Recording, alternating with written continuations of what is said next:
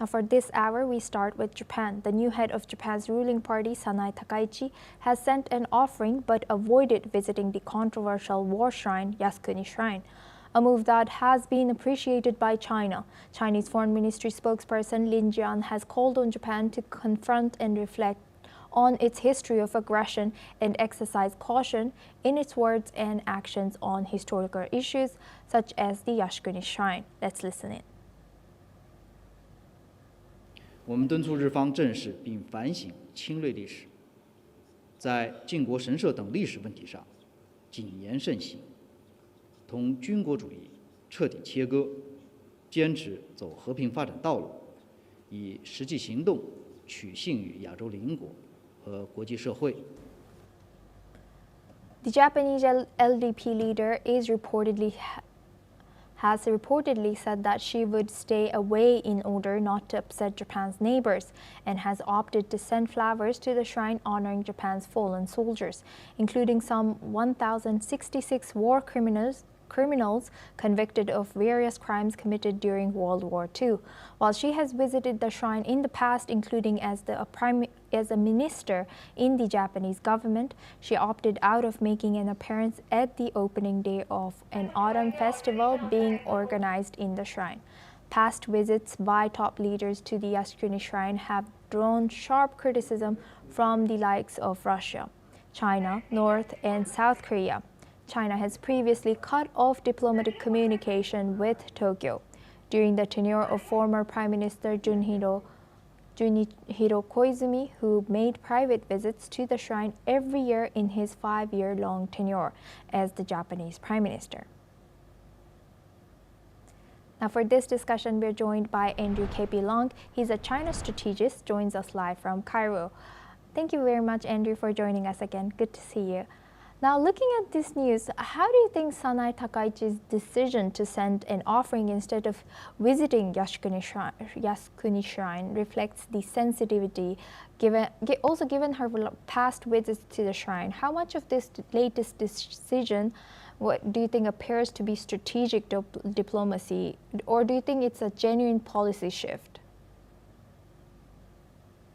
The relationship between China and Japan has remained fraught for the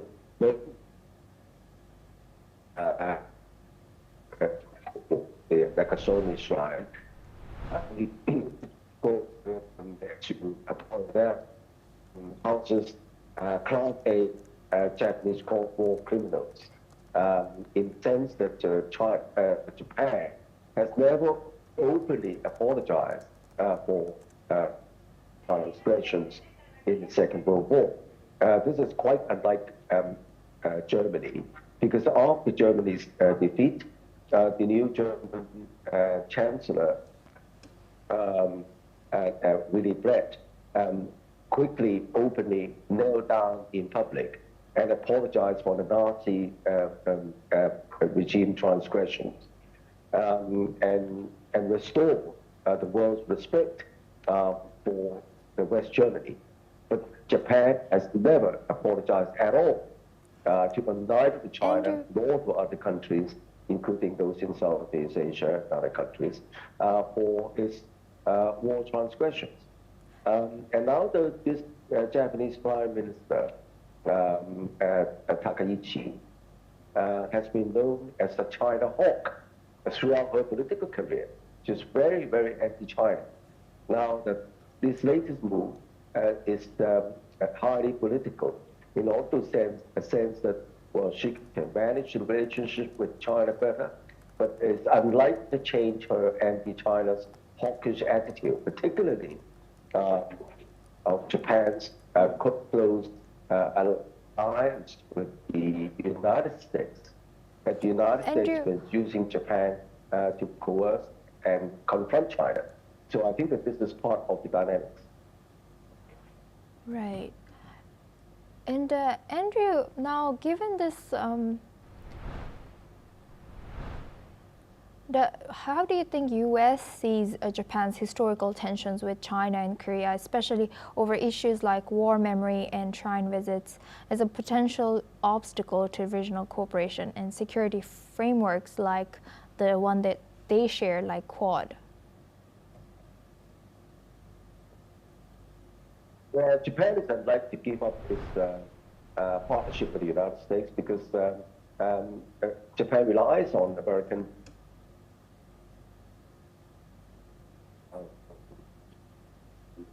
for a lot of the outlet by the United States.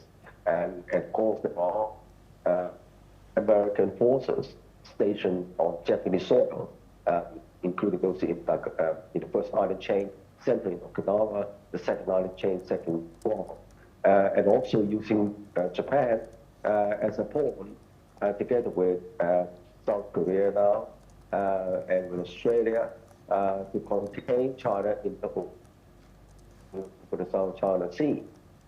So this, I don't think that this is unlikely to change the dynamic. So but the latest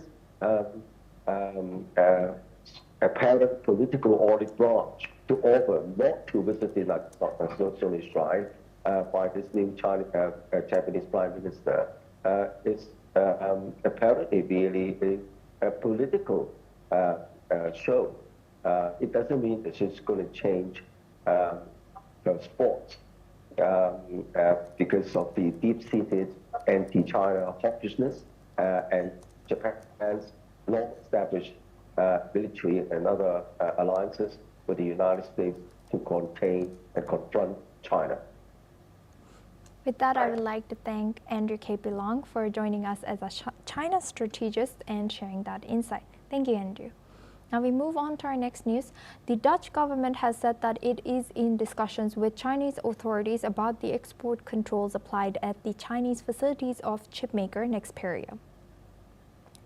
The Dutch Economy Minister Vincent Krijmans has said in a statement that the situation regarding the Nexperia facilities in China, where export control measures have been applied, naturally has their full attentions.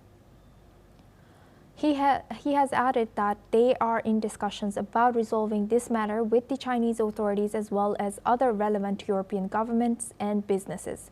This comes after China has blocked Nexperia's chip exports from the country and has tightened export controls for critical rare earth metals, citing national security interests.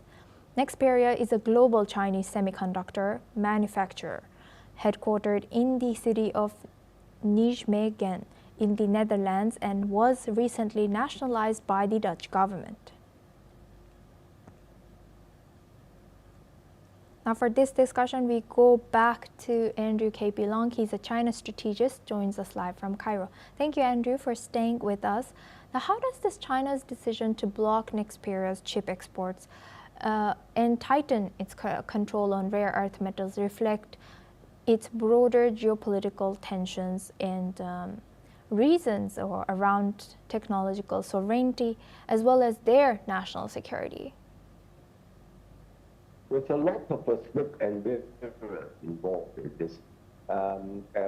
So Xperia is in fact a Chinese-owned company but operating in the Netherlands.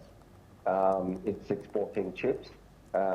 Perhaps not the highest end, but in some of the mostly used chips around the world.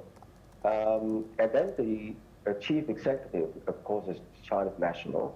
A few days before, the United States has warned that as long as the chief executive of this company remains, it seems to be a problem for the United States. Because the United States is now in a all-out war, technological war, chip war against China. Now, this chief executive is now was recently indicted by the Netherlands government for transgressions, including falsely exporting or importing a lot of chips from China, much more. Many times more than it needed, only to enable those chips to go to waste. Now, this is a very strange behavior considering this chief executive is a Chinese national, responsible to his Chinese parent company. So there's a lot of smoke and mirrors involved, in the sense that these may be excuses to remove this chief executive and to confiscate or nationalize this Chinese company, again, as a further move to confront and contain China's technological advance. Now, China's response is to ban the export of a lot of chips from its production base in China to this Dutch company in order to start it off of oxygen. Because after all, some of the components, some of the material, a lot of the materials, including rare earth elements, come from China. So this is China's response. But Yes. the apparent reason about transgressions, the worry about the United States about the nationality of the Chinese executive, the nationalization of this company, and then the ongoing chip war between the United States and China are there to explain what's actually going on in this saga. Thank you very much, Andrew, for joining us and sharing that insight. Thank you. That was Andrew KP Long as a China strategist. Now we move on to